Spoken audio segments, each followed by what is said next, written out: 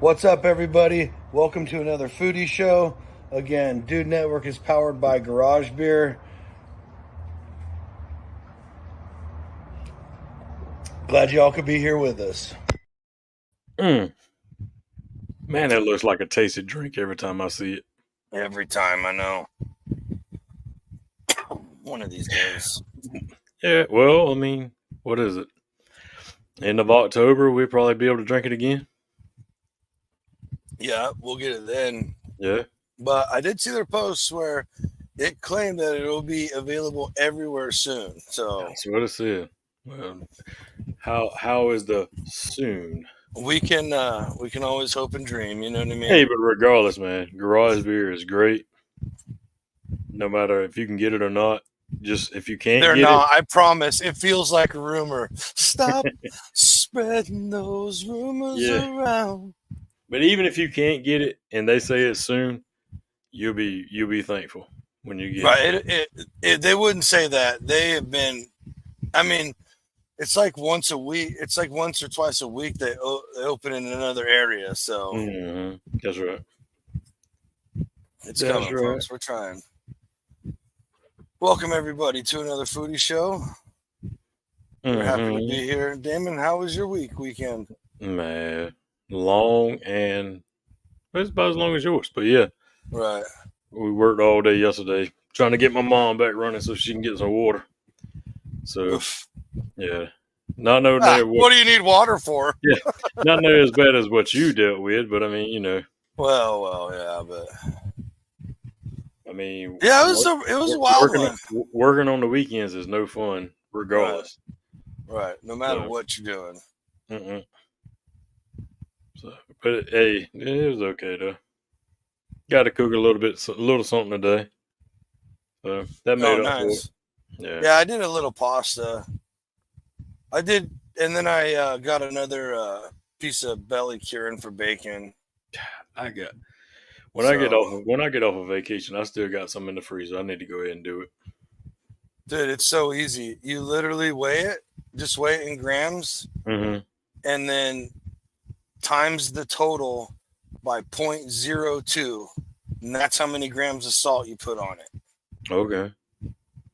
And you could do 2.5. I never use curing salt either because that's just an extra. I was gonna say something you don't need. Yeah, I was gonna say, do you really need that? That they say it's like in sausages and stuff. It's to keep it safe and food safe temperatures from in the smoker. Whatever, dude. No. Right. Because if you just you can't eat that stuff and you can't put it on food as salt. So yeah, why am I putting it in my food? Yeah. And you don't need it. You don't. Salt is the ultimate preservative forever. True. Since its discovery. This is true. There's some good salt and there's some bad salt, as we're finding out now. Right. You shouldn't be eating that as salt. You can get your iodine all over the other place. Everything you need is in natural ingredients, period. That Himalayan pink salt, it's not as good as what you think. It's right. Yeah. Well, and are you getting real pink salt or are you getting spray painted regular salt? This is true too. I don't know. I don't either. Right. I mean, there's a list of it. This is not anything. Oh, here goes Johnsy down the rabbit hole. No. This is. I mean, you can go look up how they make certain things. Like that imitation crab is painted on. That's where that pink comes from. It is. Yes, that's safe. Fish. Is it though? Right. Right. And then there's also stuff like they don't even have to it's the way they combine however they get the loophole in, but they don't even have to put it on the ingredients. They just have to label it as one little thing. But so if you go look up what that all is, it's all these toxic ingredients. So it's why are we putting that in our cheese? Hint, hint. True. 100%. It's just I don't know. I don't know what else to say. We can rabbit hole it for a day, and 3 days after that. Right. Right, exactly. So, but it just be as good as you can on what you put in your body. Trust me. Yeah.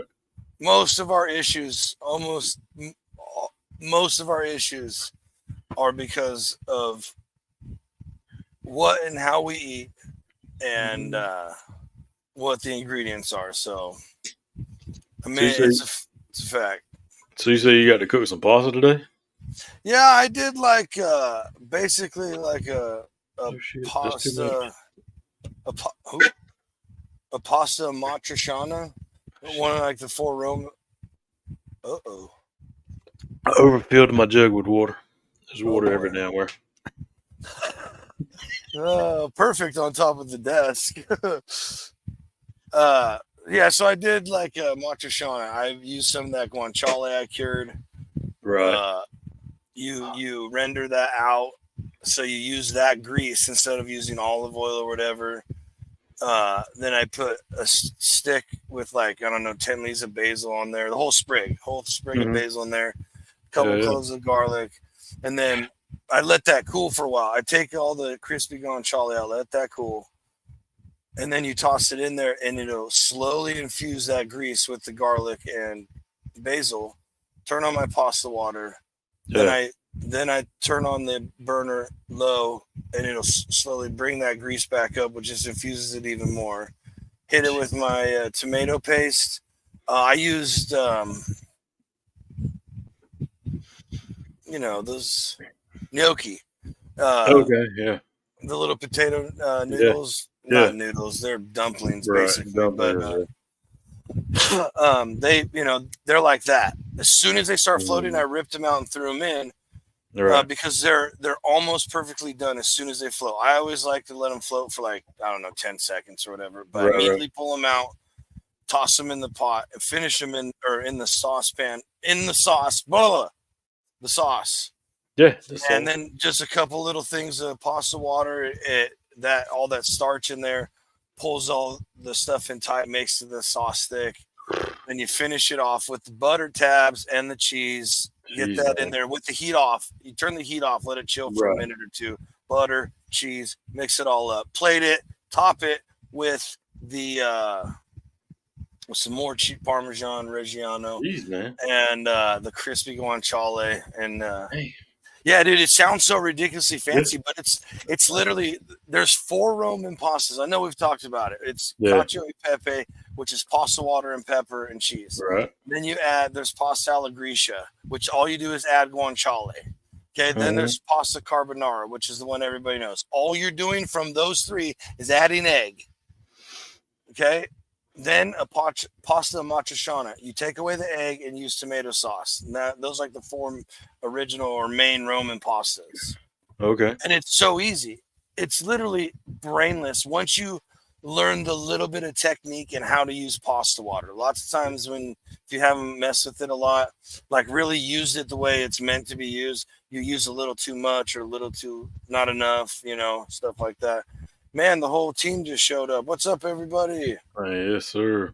They slowly starting to file in. Right. Hey, real quick, we got off to a tear real quick, but we do have some business to take care of. We have a website, thedudenetwork.com. You can watch the show live from there. All the other podcasts are on there. The archive of podcasts are on there. It's got little bios about each one of us. Chips is coming soon. Even our long lost buddy, it's like day 1497 of wearing it till he comes home. Right there, dudenetwork.com. Got a partners page, and it's pretty all the people, folks, it's a work in progress, but we wanted something to get out there. But everything's there that's available functional wise. So we also have a merch store on there. This is a hot fresh one. That's what? Look at that shirt. That's the TDN Outdoors logo. Yes. Shout out Unky, who's part of this. What's coming up? July. We got a big giveaway this month. Damon, beautiful, buddy. Big giveaway this month, just like we did back in February or March. Something like that. So you get points for or entries for purchasing from all these small businesses. There's certain ones that are worth a little bit more, this and That's that, right. because if you go to Maka Knife Rolls and buy a knife roll, which will be sent to you by Grubbs himself, that's actually a fact. That's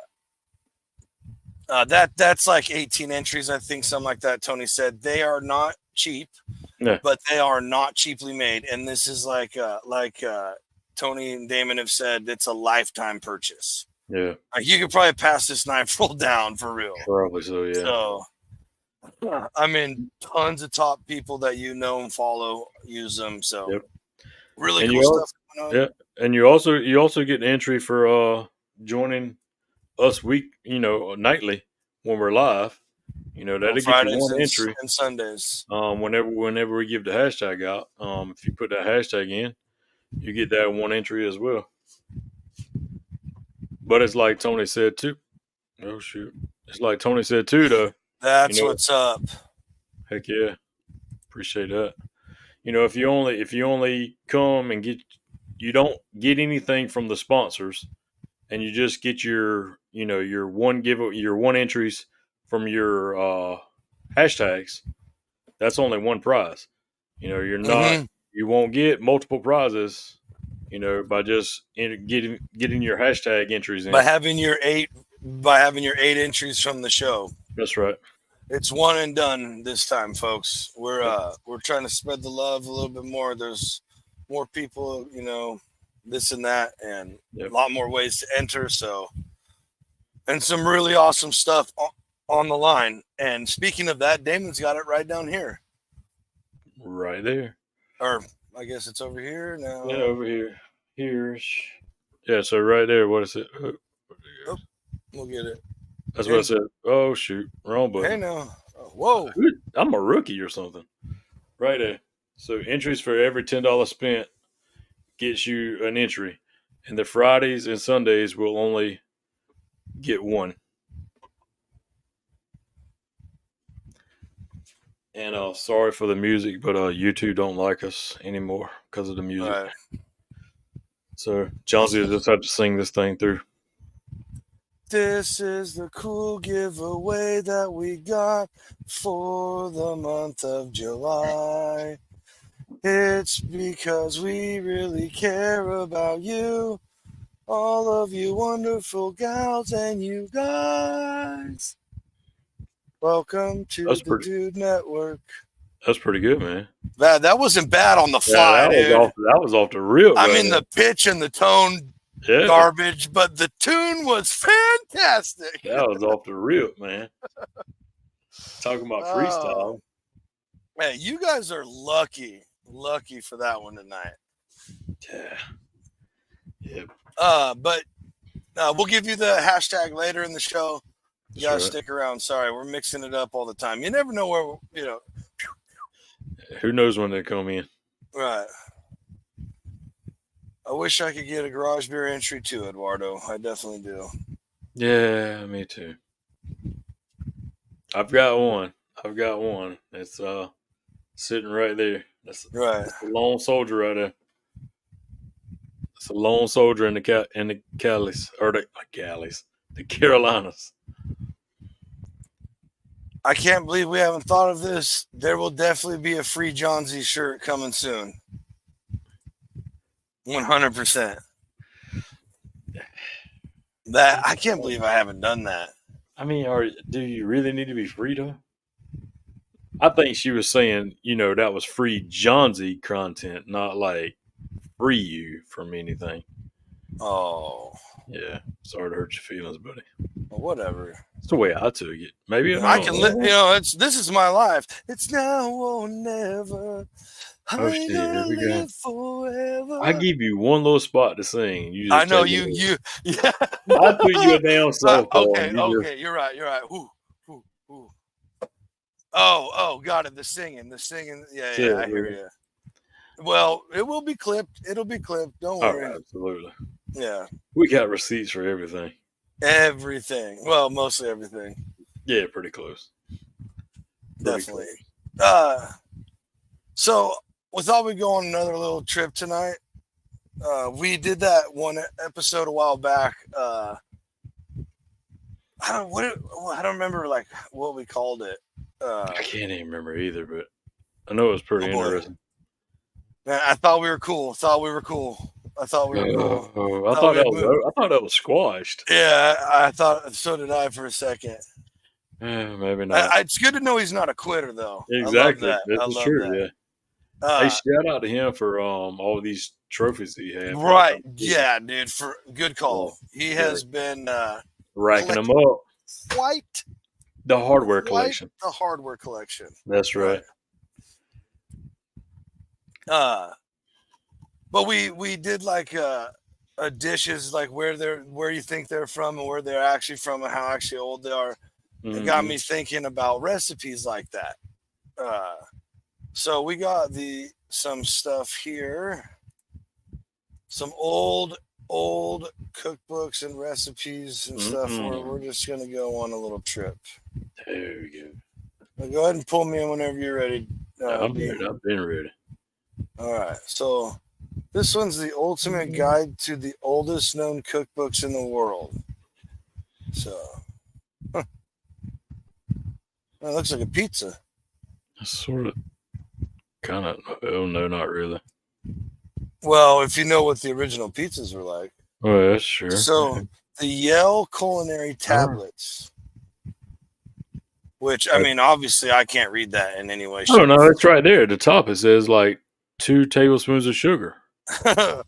So the world's oldest cookbooks aren't books at all, but the cuneiform tablets from ancient Mesopotamia, kept at the Yale Peabody Museum, an extensive collection of inscribed clay tablets dating back to Old Babylon period, and 3 of them contain recipe collections from around 1730 BC. These are Yale these are old. That's old. So, containing details both on ingredients and cooking methods, all of them are damaged. The only tablet with remaining intact recipe is one with recipes for stews. The stew tablet also contains more recipes, 25 in total, while the others list fewer dishes but include more detail. 4 of the dishes are mostly vegetarian except for addition of animal fat. There it is. Wow, okay, this is interesting. Or what did you have to say? No, I was going to say it's a lot of vegan food then. Well, we can fix that. Don't worry. So some ingredients are familiar in modern day kitchens like shallot, coriander seed, while some recipes seem extremely unusual, such as a broth made from sour milk and sheep's blood. Fascinating. Definitely out on that one. Yeah. Perhaps the most popular recipe in the collection is for a lamb stew cooked with leeks and beets. Ancient Babylon food was well seasoned, and this one includes garlic, onion, cilantro, cumin, and peppery arugula leaves. Wow. Additionally, this stew is one of the few recipes to include a cup of another ancient Mesopotamian staple, beer. So you're telling me beer was all the way back from 1730 BC? Dude, so fun fact, okay? Fun fact. There's this weird, wild out theory.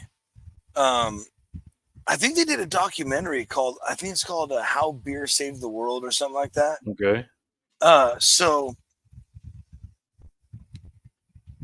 when they would that beer and fermentation like that was what helped stopped us from moving, from being complete hunter-gatherers, nomads, to stopping and staying in areas.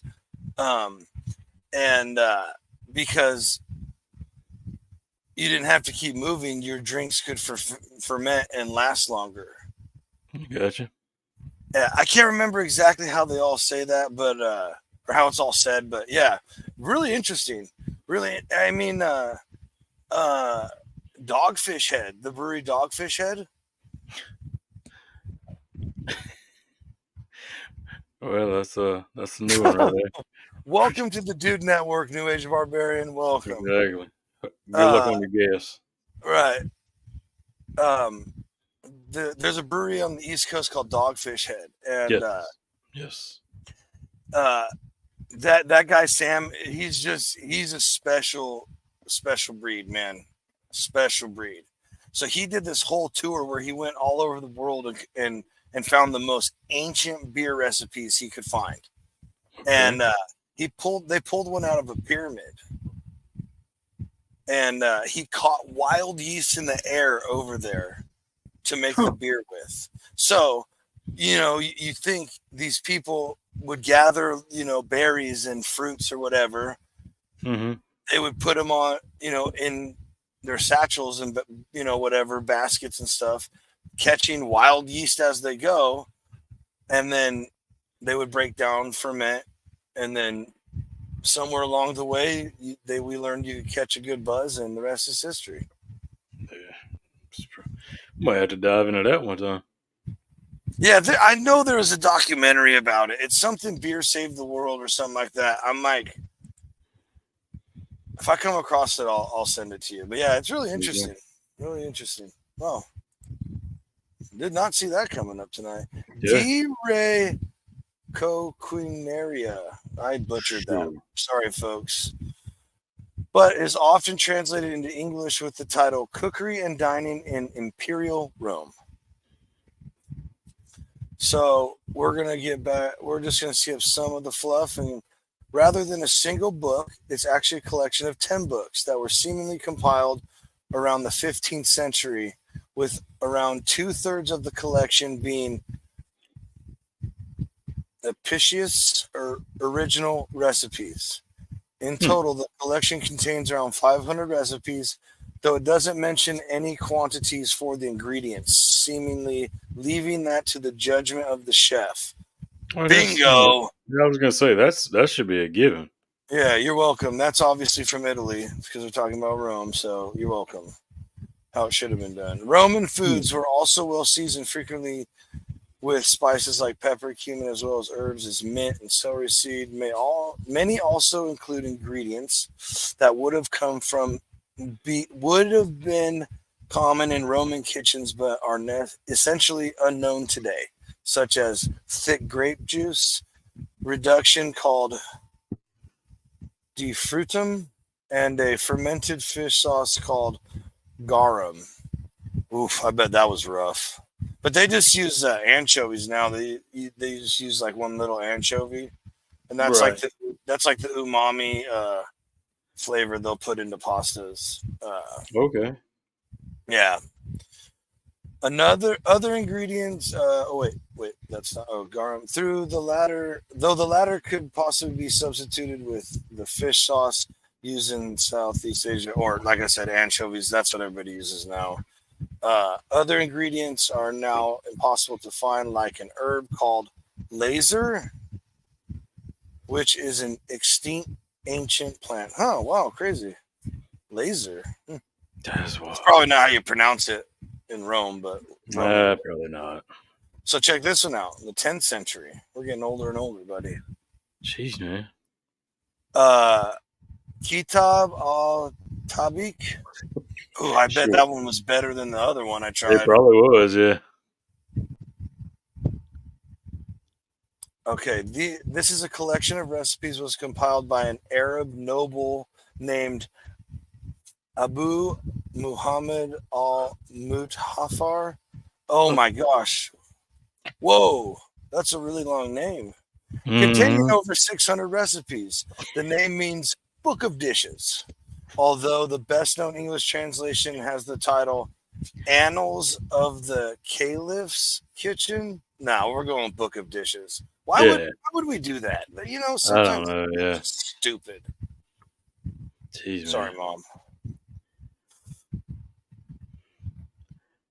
Where? You know, Okay. and the thing is, you know, somebody actually goes back and actually transcribes these things and Right. can actually tell what they say. Well, Well, alcohol is typically prohibited in the halal diets of modern Muslims. This book also includes instructions on making grape wine and date wine, as well as mentioning wine as an ingredient in some recipes. Well, that's very interesting. Huh. hmm. Huh. Uh, wait, isn't that what I just said? uh, Uh, yeah, yeah. but it's the 13th century though. Oh, the updated version Yeah, the updated version. The with the this with a the name reduced. exactly as long, just different. You got two Muhammads there. Yeah. Oh. Well, Jeez, it man. translates to wait, it can be found, but an English translation can be found under the slightly unexciting name of a Baghdad cookery book. Yep, it's very unexciting. Yep. Well, yeah, that That is dish don't look unexciting, but I mean the name no. sounds like. Well, those beans, Oh, whatever here we those go. are. Here we go. Here we go. Dude, it honestly looks like rice and beans with a little thing of nachos on top of it and some basil. Yeah, a little bit. Yeah. One ingredient used often in this book is called murrey, a type of, or murai, yeah, whatever, folks. Crucify me if you want. A type of condiment made from fermented barley, with a similar flavor to soy sauce or Japanese miso. Oh, No. interesting. Oh yeah. While Murray may have, yeah, right. While Murray may have fallen out of favor in the modern world, there are several other recipes in this book that are still often enjoyed today. Wow. One is an early version of harissa, a type of slow cooked overnight stew made with cracked wheat. What? No. Sounds like oatmeal. So what is that? You took it before I could say it. Another is a popular comfort food in the Middle East called Yep. mujadera. Well, yeah, well, I don't even know why I try. Easy to prepare and satisfying. It is made with spiced white rice, green lentil. Oh, that's probably what we're looking at. Green lentils, caramelized onion, and a little sour cream. Mm-hmm. I don't see the sour cream, but that's kind of what that looks like. Yeah, it's probably in there. Lentils. I don't know. Anyway, Wushi Zonki Lu. I'm gonna need you to get better on these names. Right. Where's Rosetta Stone when you need it? Exactly. The WZ was written in the early 13th century China's Song dynasty. So let's see. Skip ahead a little bit. Madame Wu. Let's see. Okay, Madame Wu Manual on Cuisine. That's what it's translated to. So it does also include some distinctly Chinese recipes, though. Notably, this book contains some of the oldest written references to soy sauce. Interesting. Though the book is so old that it calls it by a slightly different name. Well, what is it? Despite quirks like this, some of the recipes in this medieval cookbook wouldn't be out of place on a modern menu, like stir-fried meat marinated in soy sauce or crab cooked in wine, soy sauce. Wow, yeah. But you know, here's what's funny. So two time errors right there. Right. They're on soy sauce. How did they come up with soy sauce? You know, that's the thing too. You know, where's the recipe, the original recipe for how to come up with soy sauce? Right. We got to find that out. Or, hey, someone out there. Yeah, because I mean that's two time errors right there. That done said something about soy sauce. Right. Like I can get down with Whoa. what are you doing? I I can get clicked down the with wrong one. the shallots and the cilantro and stuff like that because I mean that's straight grown from the earth. But now you're talking about something that you got to make. You know, So, where did that come from? right, because soy sauce, I don't think is it fermented soybeans? I don't even know. I don't think so.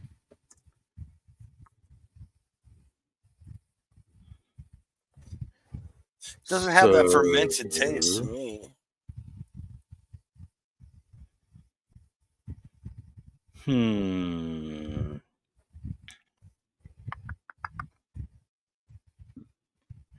Alex, I'll take soy sauce for 200, please. Right. First of all, shame on you. And shame on you. So, just a quick breakdown. This is right straight first thing I could find how to make soy sauce.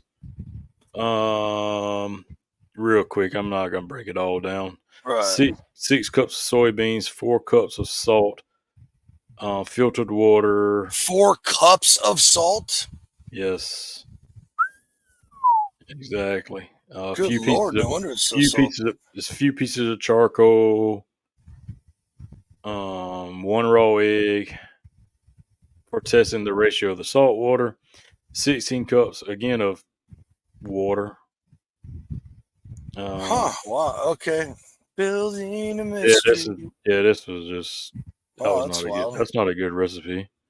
Because then it goes back again for another 12 cups of filtered water to cook the beans, plus 12 cups for soaking the beans. Yeah. So basically, yeah, you're just a bunch of soybeans with salt and water. Sure. Well, this is a valid thing. The problem is all the soy products that we get in America are GMO'd, and so it's a known fact that they create estrogen mimicking compounds. Not good, folks. Not good for men or women. Period. I knew someone who worked in the meat industry. I watched this all take place. I was even trying to help him develop a name for it at one point. They were building a healthy ground beef, healthy burger, right? Okay. They got it backed by the American Heart Association and could not get it backed by the American Cancer Association because there was soy in it. Let me rephrase that again. They could not get it backed by the American Cancer Society because it had soy in it. Interesting. Because there's massive links to breast cancer. You know, hopefully you didn't hear that here first, but you should definitely stay away from soy products. Trust me, soy milk I'm lactose intolerant because they pasteurize the shit and ruin our milk. So I switched to soy milk a long time ago before I knew about soy, and it's still, I think, the best tasting milk. But I won't ever drink it. I will not. I won't do it. And it's funny you say that because I had to look it up because I thought so. But now, since you brought soy milk up, it said like the tofu. Tofu is made from soy milk, but it may have health benefits for heart cancer and diabetes. But does it? And that's what I mean. That's not if you can't get back for not causing cancer. Right. That's what I'm saying. So that went through and hand in hand what you were saying. So, I don't know. It's just too much process. Too much this, too much that, too much Monsanto. There's another little nugget. That's the second nugget I've dropped tonight. Ooh, sprinkle them out for free. What? This is all free. This ain't even a Saturday show. Oh, all right. Should we get back to that list a little bit? Yeah, absolutely. Let's roll. Oh, sweet. Shuanghai Qigong. That's probably Shanghai Qigong, Brandon. You idiot. 13th century hermit named Lin Hong. This is considered an iconic cookbook from, again, the Song Dynasty. The name loosely translates to simple foods of the mountain folk. Oh, I am about this. Oh, here we go. Well, maybe not. Oh, boy, here we go. What is with this? This book is a permanent mark on Chinese cuisine, and its influence can still be seen in modern Chinese vegetarian food. Yeah, whatever. Enough with the vegetarian. Didn't we learn how to hunt yet? Not yet. That comes in the 15th century. Anonymous Andalusian cookbook. Huh. This is intriguing.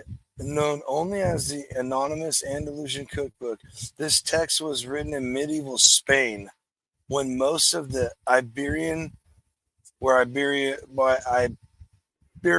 pork comes from, peninsula was a Muslim kingdom known as Al-Adanis.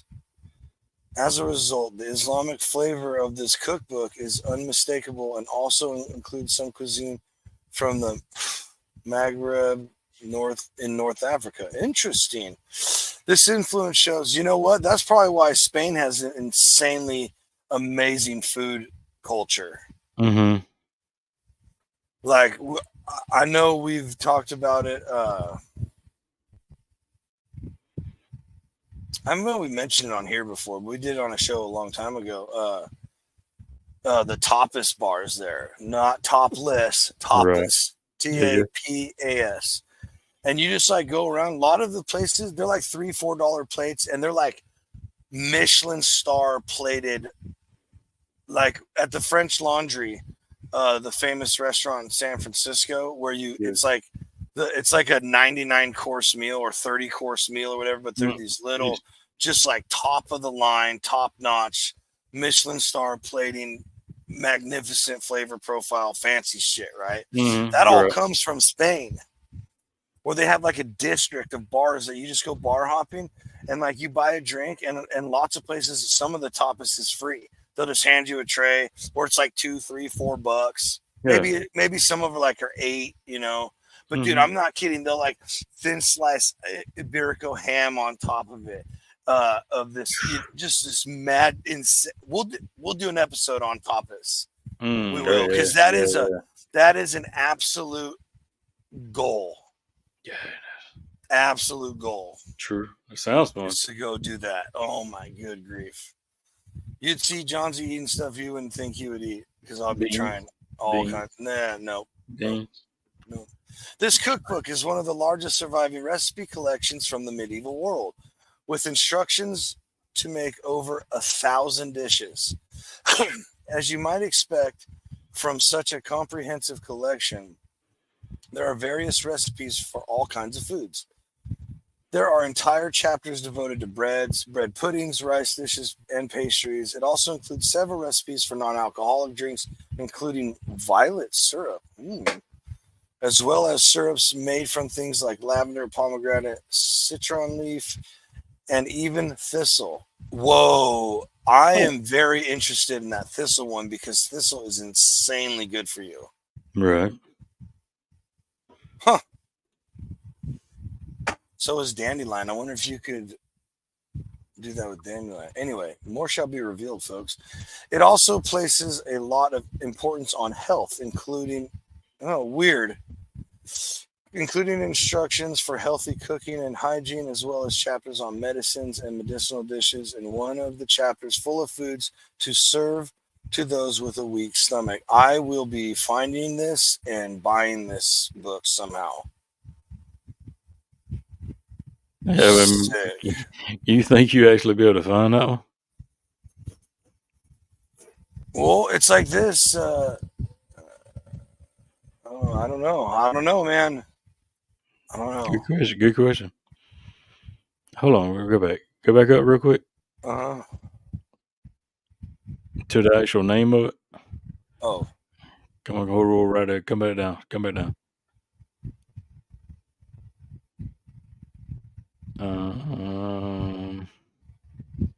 Okay. Okay. Should we click on it and see if we can get to it? Yeah, sure. That was even easier. Let's go on a ride. Let's see if what this pulls up. Please just be a cookbook.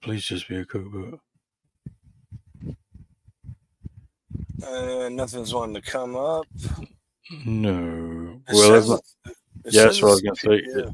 That's what I'm gonna say. It won't show up because it actually throw it in a different page. No, I know it's not even pulling up in another tab on my thing. Like the actual page isn't pulling up. AND. Yeah. Well, here. You found it? Yep, Amazon's got it. $6.50 for a paperback. Stop it. Yep.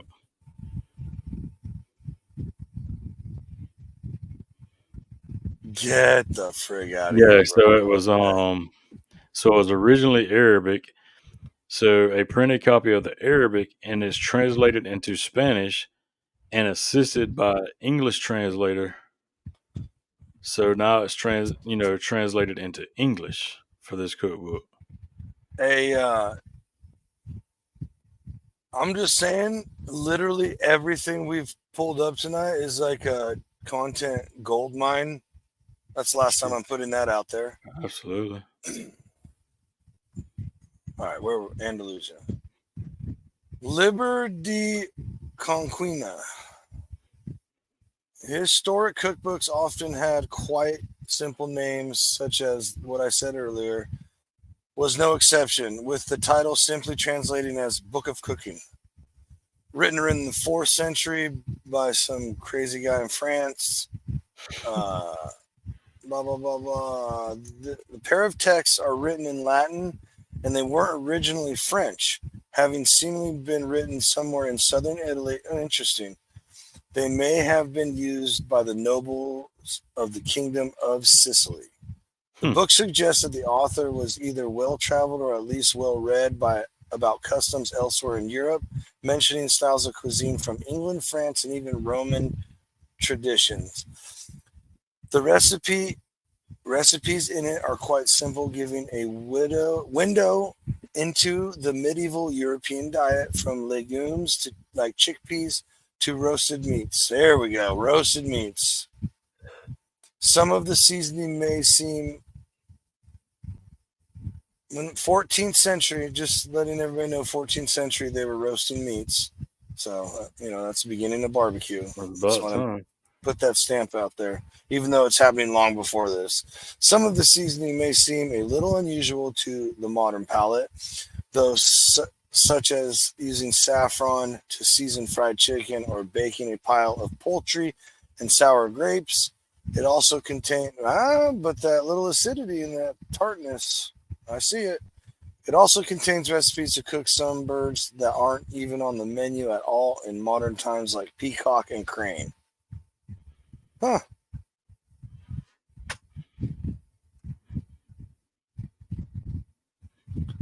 Le Viandier.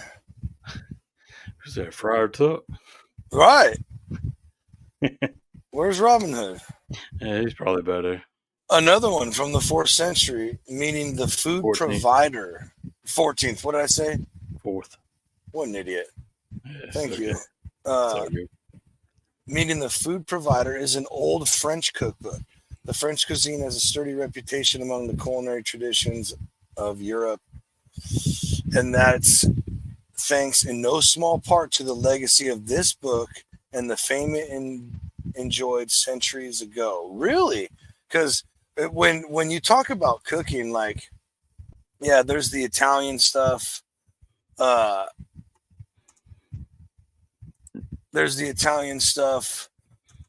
like, the masters all train in French kitchen, right? They've always like blah blah blah. They're the kings or whatever. So that's a little interesting right there. That it's from that old of a freaking book. Yeah.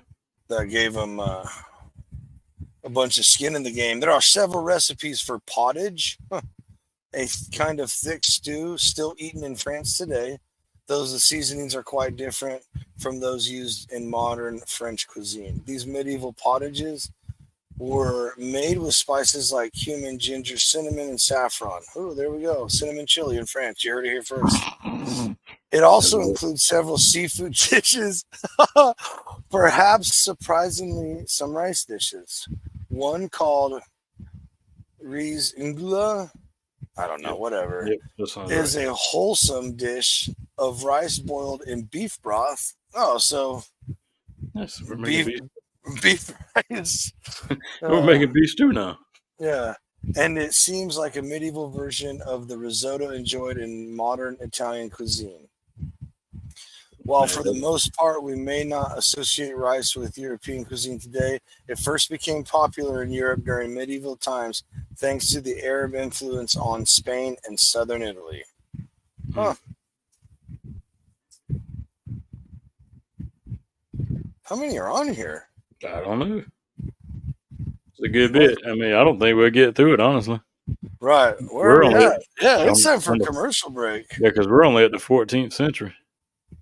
Yeah, this might be a pickup another time. To be continued. Right. But yeah, let's take a quick commercial break. If you need to stretch your legs, refill on garage beer. That's right. Use the facilities. Now's the time. Hey, Master of Productions, roll that beautiful footage.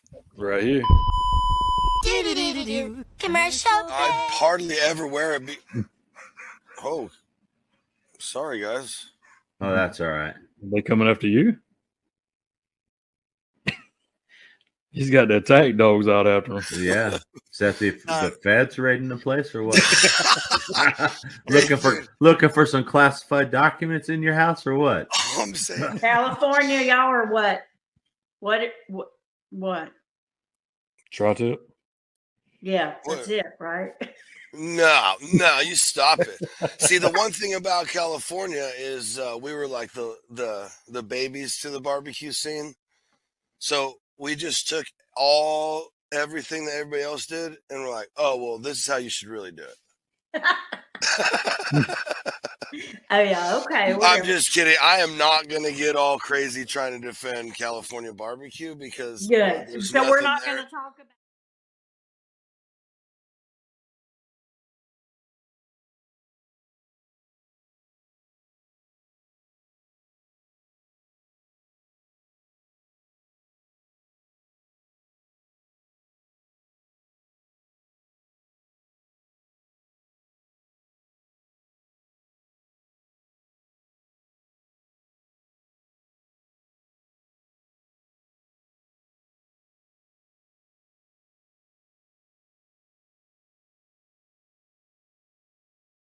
So, if you were a hot dog and you were starving, would you eat yourself? Oh, of course.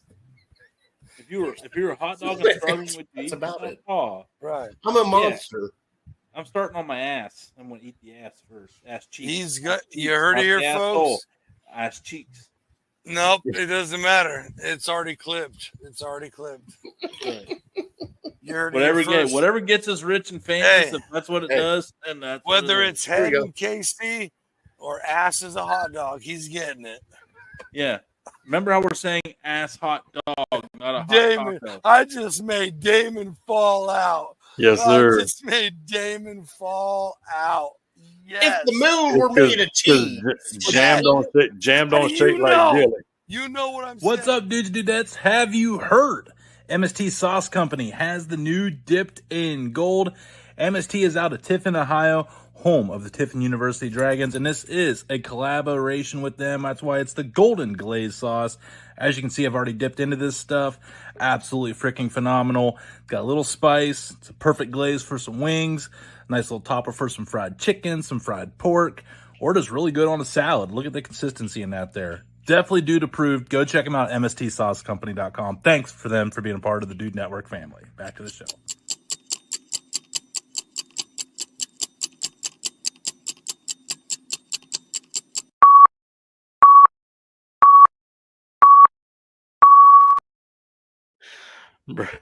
Bruh. All I'm going to say, if anybody's joined us tonight and by chance you missed Friday night's show and you need something to laugh at for about an hour and a half on Monday morning, pull up Friday night's show and you will laugh from the beginning to the end. It gets a little rowdy. We had a good time. It did, but hey, it was great, man. We call Tony out. I get put on blast. Damon said a whole lot. It's wild. Yeah. It's wild. That was, like I said, none of our episodes are bad. Maybe a few, but it's okay. Majority of our stuff is great. that was a good time from the beginning. Yeah, Fatty's a really good dude. Definitely go check out the podcast, Illegal Ham to the Face. That's right. Awesome guy over there. Yeah, so I mean, sometimes he'll pop in on Sundays, and you'll see him in the chat. Illegal Ham to the Face. Now, if you see him pop up in the chat, you know exactly who it is. That's Fatty. Mm-hmm. Hey, so you know what? That's a good. We're gonna roll right into this. The hashtag for tonight is hashtag Fatty. There it is. FATTY. Hashtag Fatty gets you in for the giveaway for the Sunday night another foodie show. Yep. Last time I'm saying it, hashtag Fatty. Everybody type it in. And again, this isn't like last time where it was all throughout the week. You have to put it in live. It's only live only. Mm-hmm. So, which is great because I mean it's right back to the people that sticks around with us. Mm-hmm. So I got a question for you before we dive off into the other cookbook real quick. Right. Okay. So you cook just as much as I cook at the house. Right. If you go out to a restaurant, and this could be everybody in the chat as well. If you go out to a restaurant, are you now considering yourself a food snob because everything you eat's not as good as what you can make at the house? Okay, so I guess in a way, yeah. Like my buddies, when I started really refining my beer taste, I was called a beer snob by all my friends.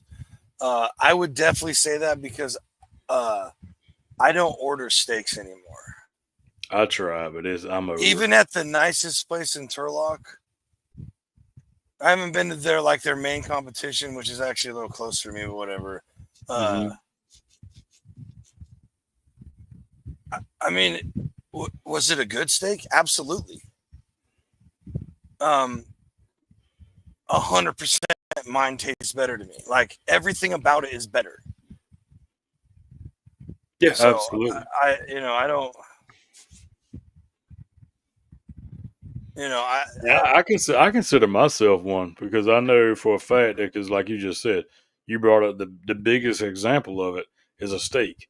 If you go to if you go to a good place that swears up and down they have good cuts and cook the best steak, and you're going to end up paying $40 to $50 for that steak. Right. You could have put another $50 and bought you a whole damn loin and had steaks for a month. Right. And that's a whole other thing, man. I mean, even with food prices, what they are, I mean, so I can't even imagine. Like, so we finally got into the place, right? And I'm not going to put them on blast because it was good food. They messed up Kim's steak. I guess they heard medium and not medium rare, but I would to me, that wasn't even medium, but whatever. And like they pan seared it, and I'm talking like a crust, homie. Okay. Like, man, these ain't no fried pork chops in the morning. Like, what is this? Yeah. It was a filet mignon. Like, treat it with some respect. Oh boy, yeah, put some respect on that steak. Right. And I ordered the ribeye, right? Charred or whatever over flame. And because I was like, that'll be the closest thing to barbecue, which is how I do my steaks. Right. Offset, sear, like 90% of the time. It's just as easy to heat up my Weber or my live fire thing as it is to freaking start the cook it in a pan and get all the dirty dishes and shit, right? You're right. So and it tastes I don't know, way better. Absolutely. Right. And you still if you prefer cast iron and butter, then just stick the cast iron over the charcoal and do it right there. You still you're using all the same stuff, whatever. Just be better. No. Sounds like Eduardo, sounds like you need to carry that extra scale you got in your pocket to the steakhouse next time. Whoa, I don't carry one of those anymore. Hey. I'm just picking, man. I got a nice one. Like I got a nice one for big amounts. That's in the kitchen though. When for he said cooking, that, for I think, cooking, folks. yeah, when I see he made that comment, I seen a video a while back where somebody actually took their scale out and laid it on the table and was like, "Sir, they ordered like a 12 ounce, and this is only 10 ounces of steak here." Yeah, it was wild. I'll see if I can't find if I can't find it. Oh, ooh. Yeah, yeah. I know the lid method doesn't apply to steaks. I get it, Eduardo. All right, last time I'm going to say it. Hashtag fatty. Hashtag Yep, fatty. that's it right there. Get it in while you can. Right. Oh, I mean, what about you? See, like, okay, but then there's two really good Italian places in town. Okay. Now, I mean, to me, I cook incredible pasta. They're not always like exactly what perfect every time, but Mhm. when it comes to pasta, trust me, if my wife doesn't like it, she'll tell me. She has Mhm. told me she will not eat pulled pork and mac and cheese no matter how I try and give it to her ever again. Right. So it is what it is. I ruined that Yeah. one. But she's never not eaten any of my pastas, and most Mhm. of the time she's like, "Oh, honey, this is so good." I Right. made one while we were house sitting for our niece to watch her animals. Mhm. Dude, it was so ridiculously good, so good. Oh, I don't doubt it. I've had it But before. So, I mean, I hadn't had the fresh pasta, but I mean, I've had everything to go along with it. oh, I haven't made any of that in a while. But I actually made a dough and then was stuck at work all the time, and I couldn't even make pasta out of it. I had to get rid of it. It sucked. But there's still stuff that they do that I don't know how to cook yet. I just haven't, right? I Right. just haven't done it. Plus, it's just nice to not do the cooking sometimes, not have to clean up. Yeah, and you know And it's like the that's a lot dining, of it. dating experience with your wife or whatever, Right. Absolutely. Yeah, for sure. Because I mean, there is times you just don't want to cook. Right. I mean, And no matter how much you enjoy it, there's times you just don't want to. right. And one of the Italian places is a little bit fancier, a little That's bit what I was gonna more say. romantic We've and got cool. a couple of them. The other one's like more like home style Italian, like where Right. you would picture a mobster walking in a movie in New York, like Big, home Italian. big family style dinner tables and stuff like that. Right. And Yeah. so kind of depending on what you want, like are you looking for a little bit of like a hotter night, or if you're just going out for some good Italian food, every once in a while I do have to go to that Fugazi ass place, Olive Garden, because my wife loves their gnocchi soup. Hmm. Yeah. I mean, it is what Yeah, I you just took it for I say it is what it is right. for sure. I just always build my own pasta. Okay. Because their Alfredo's not bad. I Okay. mean, she's just a cream Alfredo, and I just add whatever noodles I feel like, and I got you. meatballs and sausage and shit, whatever, or chicken and broccoli, whatever I feel like. Yeah. So We got one of them fancy Italian places in town ourselves, and you're right. I mean, when you go, you expect you're gonna get what you pay for. Because I mean, we went once, and I think it was roughly about $120, $130 for two people to eat.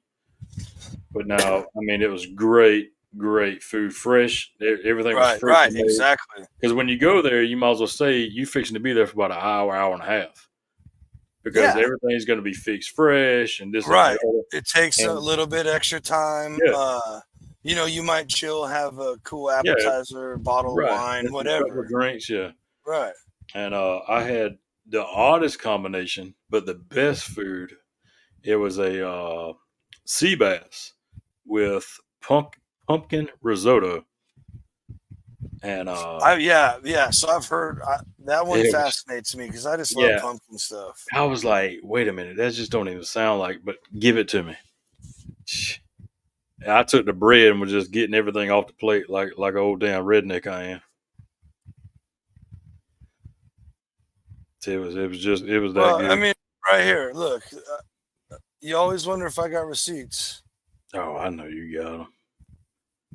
and I appreciate that right there. Mm-hmm. I've mesmerized him since I showed him chimichurri. But to be fair, so me and my buddy one day we hit him up. We're like, hey, we're gonna come over and barbecue. Right. Right. I brought a bag of meathead. My buddy had just ordered a bag of meathead, and we had 3 Webers going, and his flat top. Hell yeah. 3 Weber. I feel like there's one other thing. But anyway, yeah.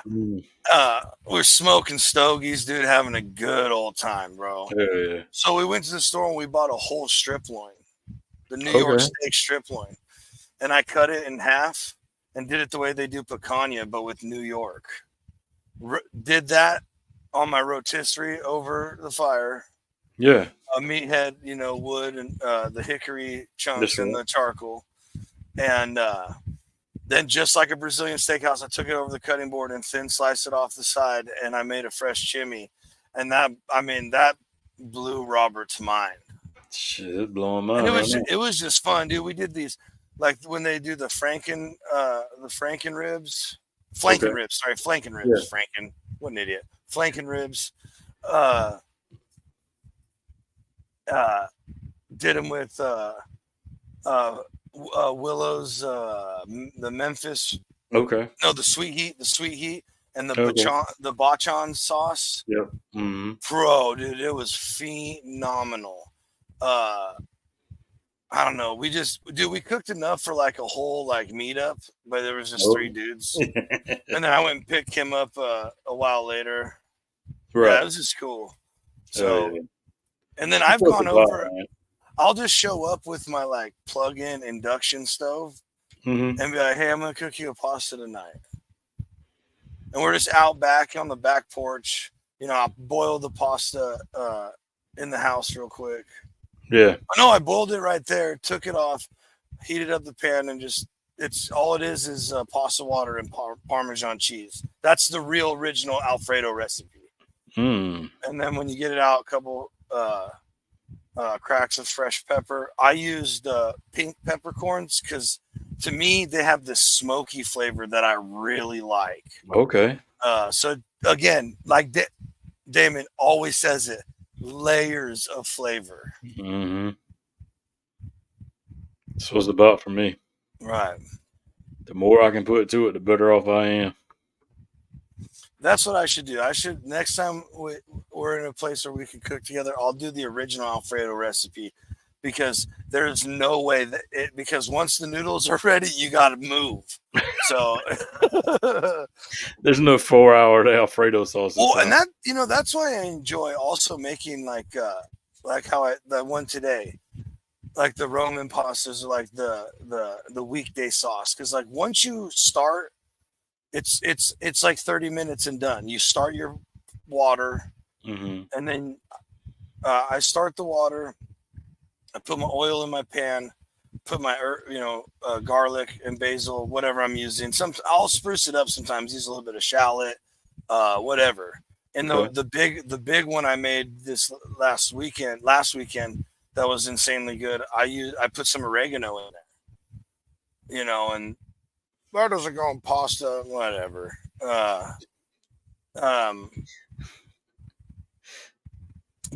So then the stuff's already sitting in there, and the stove, we have a gas stove, which is why I love gas, is because there's always a little residual heat on gas stoves from the pilots and stuff, right? Yeah. So, and there's also heat coming because I just started to boil a pot of water, so this burner's all the way up. So that oil will kind of sit a little bit above room temperature, and not when I got all my stuff in there. And then when I put the salt in the water, because this is how you do pasta water. You stop using oil, folks. That's a waste. As soon as the water starts boiling, you add your salt. And no, don't make it as salty as the sea, like on tons of videos have said. That's disgusting. Just I have a little jar of salt that I keep for cooking stuff. I just grab a huge pinch, boom, and then I leave one finger out pinch, boom. Done. No matter what, like, unless I'm cooking like a huge amount. Right. Toss it in right when it gets just about perfectly al dente. You put it into the pan with your sauce and a little bit of this pasta water. Boom, boom. You're off to the races again. Oh yeah. But as soon as you put that salt in, that's it. That's all you need. You stir them once. I don't even watch them. I never have noodles stick to the bottom of the pan. None of this crap. So Yes. yes, 100%. In Italy they call it the tears of the pasta gods. Like, it's offensive. Like, I don't throw it out until I'm done. That's right. Until like I'm like, this is perfectly satisfying to me right here. Mm-hmm. That pot sits on the stove right there, staying hot, in case I need to adjust. Because you can always correct with a little pasta water, and if it's a little too runny, a little more butter, a little more cheese. Mm-hmm. Done. And it's all about moving. You move it, like pan back and forth while stirring. And from the pasta master herself. Well, that's the thing, I'm not, dude. And like, shit, you more than any of us sitting around here. I know. And like, I'll go on, I'll look at recipes or some of the cookbooks I have. Like, I have Marcella Hazan's cookbook, and they call her the Julia Childs of Italy. Okay. And like, I'll go through and it's like, I want to make so many of these, but it's like, I also just like run in my own direction. I don't know. I just need to, I don't know. I need a bigger kitchen with more toys also. It's just never ending. It is. This is the worst rabbit hole I've ever gotten involved with. It's cooking. Right. It never ends. There's always another gadget. Absolutely. So. Heck, I seen it's probably old as all get out, but earthquake. So, I just finish that. I'm gonna go ahead and so right here, she says, cold butter pieces. Why cold? So, agree and disagree. It does not have to be cold, in my opinion. I have taken it right off the counter and used it and gotten the exact same result. I like to use cold out of the fridge because the butter, it takes longer to melt the butter. So it's more stirring, which is what you really need to do. I promise. That's the ticket, is the pasta water and everything you're doing, but the stirring of it. So if you're able to stir that in longer, which helps spread it out into everything a little bit more, I believe it's just about the timing of having the butter in there. But I have used both. I've used it to where like I grabbed it with a cold knife and it was just a little bit warm in the kitchen and it's like trying to slide off, and still not ever had enough of a difference to go, oh yeah, you got to use cold butter. I prefer to, because of the reasons I stated, but yeah. And that's the thing, like it's not like I'm saying, oh, you have to get, saffron and you have to dice it and then soak it. And it's not all these crazy steps where you have to order this from this country and this and that. It's literally like a handful of techniques that are not hard to learn. It's literally throwing it, like a 2-ounce piece of butter in and stirring it. That's not, everybody can do that. True. And it just finishes everything better. Ain't bad at it. Like, how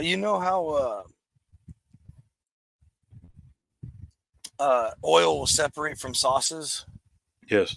Right? That's how you know if you did it right. Okay. There is a couple times where after the dish is served, the oil will start going out on the plate, or when I put it in, let the leftovers away, the oil will separate, and it's because I didn't get it all right. But because I always start with olive oil, and I always add butter, which is more fats, which are going to separate from all the other liquids. Mm-hmm. And 96% of the time, they're on the money. The other tip for that kind of stuff, if you're talking about making like these simple dishes that are quick, if it's just for you, it's whatever. But if you're serving it to people, serve them on warm plates, because that will also help the sauce stay creamier longer and more like appealing looking, instead of tighten all up and look like there's not enough sauce. You know, like when the macaroni and cheese is an hour past dinner and you go to try and stir it and it's like, Yep. And it looks all dried out. It is tricky. There are elements at play, but they're not difficult to learn. To master, yes. That's what I'm saying. That's why I'm sharing my mistakes. Because you know, guys who can just boo, boo, boo, boo, and it's perfect every time, man. I'm not that guy. But yeah, it's fun. Pastas to me are really fun because it's literally a blank canvas. Right? I mean, what's a stir fry? A noodle stir fry, a chow mein. Sure. It's a pasta, sure. Right? You know, or or a pasta's a stir, whatever you want to say. You know, so yeah, this is a good pro tip for anything you're cooking. Keep tasting, and every time you add an ingredient, after like a minute or two, you need to taste it and adjust your seasoning, aka your salt, because your cooking hinges on it being seasoned with salt perfectly. Everything else is a flavoring. Yes, you can overdo it on that too, of course. Oh boy, you all right over there? Yeah, some beer cans fell over there. Oh shoot! But Friday nights stuff. Right. So, man, we got off on a huge tangent again. Sorry. Hey, no, it worked though. It was great. It's good information for sure. Right. Real quick, we're gonna finish out with this and then get on out of here. We talked about some cookbooks. I pulled this up. It's the 8 oldest recipes known in the world. Thought this might be interesting. Again, serious content stuff here, folks. Yeah. Again, that's your last reminder. Year invented, 1653, country of origin, Austria. Main ingredients, flour, hazelnut, eggs, vanilla, and sugar. It's like a tart. Mm-hmm. Linz or tort is a type of Australian pastry that originated in the city of Linz. Popular dessert in Austria. Oh, Austrian. I said Australian, sorry. Austrian. In Austria and Central Europe. Consists of a short crust pastry base with a fruit jam filling. My man, usually raspberry. Let's go. Yeah, a lot of people don't use raspberries. Yeah, well, shame on them. That's right. I mean, seriously, I don't know why you wouldn't use the best raspberry. I mean, berry. I'm not saying the other ones aren't great. Like literally, it's a close, second, third, fourth, blah blah blah. But raspberry's king. True. So. Oh, here's some other ones. There's many different variations, but most common ingredients are ground almond, sugar, cinnamon, butter, and flour. It can be also made with other fruit jams such as apricot or blackberry. Both are definitely, wouldn't be mad at any of those. Heck no. So this one threw me for a loop right here. This is the one I told you about earlier, Damon. Oh, okay. Adobo. Year invented, 1613, country of origin, Philippines. Main ingredients, chicken or pork, vinegar, and soy sauce.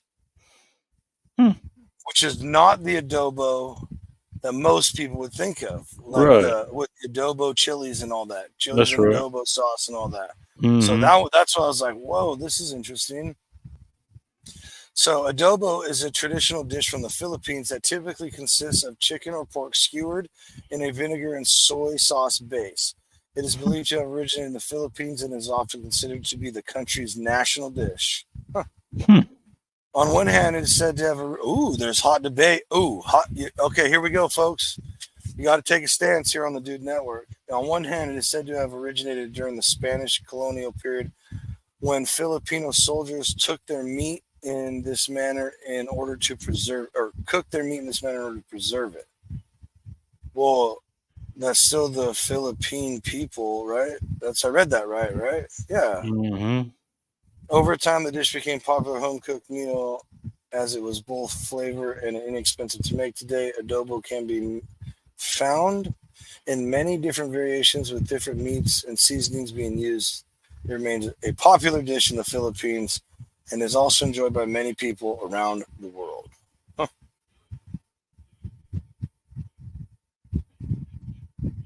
Okay, did you know a variety of adobo can get the variety of adobo can get to more than 100 versions depending on the origin or province where it is cooked. Frumenti, 1381, long time ago. That's a good minute. Country, UK. Ingredients: eggs, almonds, currants, sugar, saffron, and orange flower water. Basically looks like oatmeal, aka porridge. Yep. So frumentary is a type of medieval porridge made from boiled wheat. It was a popular dish in England and France during the Middle Ages. So probably not my favorite thing. So I find this one awesome right here. Number 5, oldest. Look at how old. 900. Hangover cure stew. Hygiene. Yep. Mm-hmm. South Korea. Main ingredients: cabbage, vegetables, and meat in hearty beef broth. Let's freaking go. Yeah, I ain't mad at that one. No. Hangover cure stew was invented in South Korea in early 900. It is a type of soup that is traditionally made with beef, vegetables, and a variety of herbs and spices. The soup has said to have been effective in treating symptoms of a hangover such as headache, nausea, and fatigue. There are a number of different recipes for hangover cure stew, but the basic ingredients usually remain the same. The soup is typically served hot and can be thick or thin, depending on personal preference. Right, cook to yourself. Some people also add a bit of alcohol to the soup, such as bourbon or brand. Ooh, bourbon? Now, hold on. Here we go. Oh, okay. Did you know hangover cure stew was also a popular dish in the United States, as it is commonly found in other countries such as Canada, Mexico, and the United Kingdom? Crazy. Hey, thank you, China.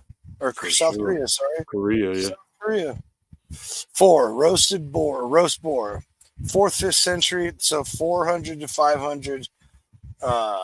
Country of origin, central China. Main ingredients: pig or wild boar, seasonings, herb for marination. Man. But that's great. That's crazy to say that originated over in China. In the 4th and 5th century, so 400, right? Or is that 4,000? I can't remember. 4,000. I don't know. I don't even know. Yeah, however it works. But again, barbecue and wild boar, way back then. And where? Oh yeah, China. Okay, so not the other place that people say. The history of roasted boar stretches back to ancient times, with the dish appearing in various cultures across the world.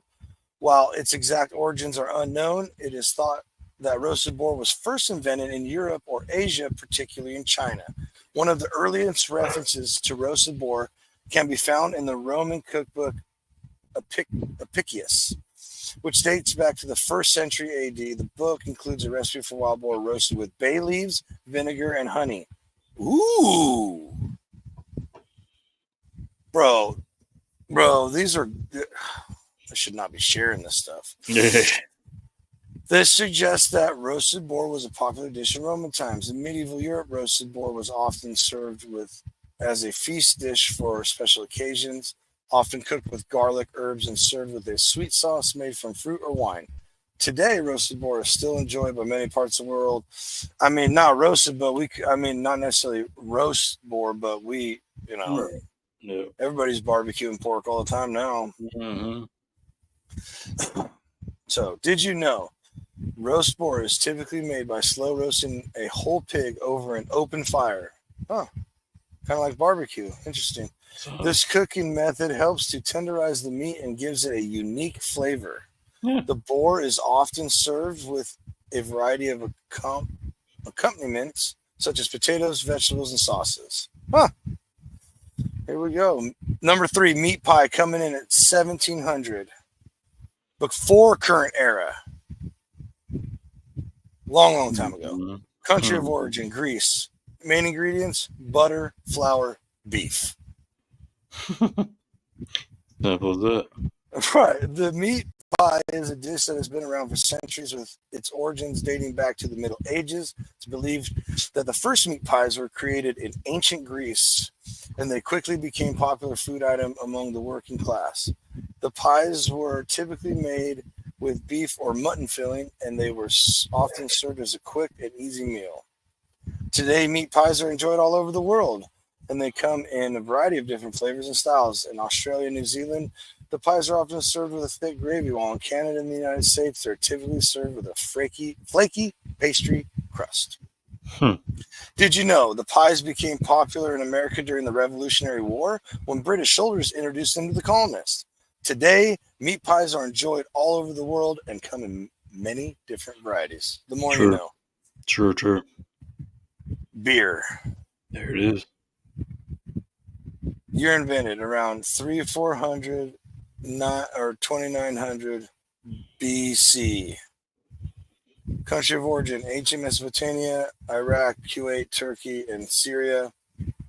That's what the area of Mesopotamia was. If you don't remember history, they don't teach that anymore. Oh man, another nugget. Main ingredients: water, malted barley, yeast, and flavoring. The history of beer is a long and complicated one, with evidence of its existence dating back to ancient times. The first recorded instance of beer brewing is believed to have occurred in Mesopotamia around 3400 BC. The early versions of beer was made from fermented beverage called Bapir, I think is how that's said. Bapir, I believe. That was made from barley, water, and dates. The Sumerians who lived in Mesopotamia were the first to write about beer. Where am I? First write about beer, and they had a goddess of beer named Ninkasi. Shout out! There's a brewery named that in Oregon. The ancient Egyptians also had a goddess of beer named Hathor. The beer was an important part of Egyptian culture. Oh, we talked about that earlier, kind of. It was often used as a form of currency, and it was used as a burial offering for pharaohs. The first evidence of beer brewing in Europe comes from the Celts. Oh, shout out my family. Let's go. Who inhabited present-day France, Belgium, and parts of Germany and Switzerland. Oh, no, not Celts. I'm thinking Celtic. My bad. The Celts brewed beer called braggot. I know that's how that one's pronounced, which is made from honey, herbs, and spices, like a mead. Meads are made from honey, too. Did you know beer brewing continued to spread throughout Europe by the Middle Ages? There were hundreds of types of beer being produced. Number 1, nettle pudding. Oof. I don't even sound good off the rip. Here we go with the vegan crap. 6000 BC. Country of origin. Main ingredients: sorrel, watercress, dandelion leaves. But they're onto some of that dandelion leaves. Those are healthy. So are nettle, flour, and chives. Nettle pudding dates back to 6000 BC in Britain and is considered the oldest known recipe in the world. It is very thick, light, mousse-like dessert made from nettles, milk, and eggs. In the 18th century, nettle pudding became a staple of the English diet. It is thought to help with digestion and strengthen the heart. Oh, weird. Didn't I say it was healthy? Nettles are also believed to have medicinal properties because they were known to be rich in iron. Bingo! Mm-hmm. Nettle pudding has been popular for centuries, although it wasn't until recently that we learned how nutritious it actually is. Nettles are packed with vitamin C, iron, and magnesium, all nutrients that are beneficial for your health. Did you know nettle pudding is prepared by boiling nettles in water until they are soft, then blend them with flour in a food processor or by hand? Then the resulting batter is then poured into a baking pan and baked until ready to be eaten. And there you have it, folks. If you don't eat your meat, you can't have any pudding. So how can you have any pudding if you don't eat your meat? Exactly. Reference that. Folks, everybody, go have fun this week. Do something cool. Stay cool. It's going to get hot again out here. It's going to get up to like 109 again. Good luck with that, buddy. It's just... We catching a little break. It's going to be the upper 90s. I mean, the lower 90s this week. Yeah, that's so it goes like this. It's like hot right now, and then it goes boop, and then down to like the lower 90s. Which it's been so hot. We had so many days over 100 and like over 105 that like 90 to me is almost acceptable. It's scary. For sure. Yeah. It's scary how that just completely effed me. For sure. So, folks, don't forget, 4 nights a week, Thursday, late night parlay. The only show that's a different time, 7 o'clock Pacific, 10 o'clock Eastern. That's right. 11 o'clock, where our good buddy is hailing out of from Three Overs Daily. Chip and Tony running that beautiful betting dynasty they're running up over there. It's pretty wild, actually. So getting some wins in too. Right, they are getting some wins. It's pretty cool. Definitely a fun time. Funny guys. Obviously Friday Dudes After Dark got a cool one. We got a pro MLB player. Yeah, MLB players. Parents coming on to talk about that side of going pro, and then coach. Right? No, what's the other one? I can't remember. I'm sorry. Tune in. I believe it's a double head. It's going to be awesome. We'll be back Saturday for the after party, going wild. 3. Right, whatever. That's 3. And we will be right back here. That's 4 for your favorite show. That's right. And what better way to wrap up a Sunday, no matter what part of the globe you're on? Yep. You know, 2 of the coolest dudes of the Dude Network. That, and you can't. I don't even need you to fact check that. That's 100% true. Faux show, folks. Like our good buddy says, be good at it.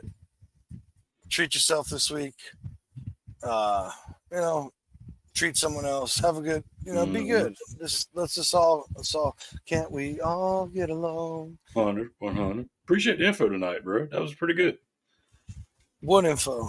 Oh yeah, the old stuff. Yeah, I thought it'd be cool. Which I still have a lot of other stuff on that from that one presentation I was trying to put together that life has not let me even look at. So it's tough when so I guess we're just kind of like building up to it. We're just hitting parts of it as we go. And when they're all done, we will come out with TDN's Another Foodie Show's History of Food DVD or whatever full series.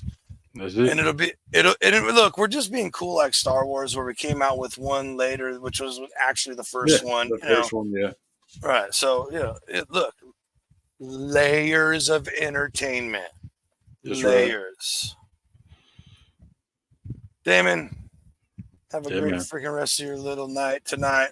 Yeah, crush it this week at work. Everybody crush it this week at work. Absolutely. Don't forget, stay tuned in. TheDudeNetwork.com. Go pick up some merch, or just go check it out.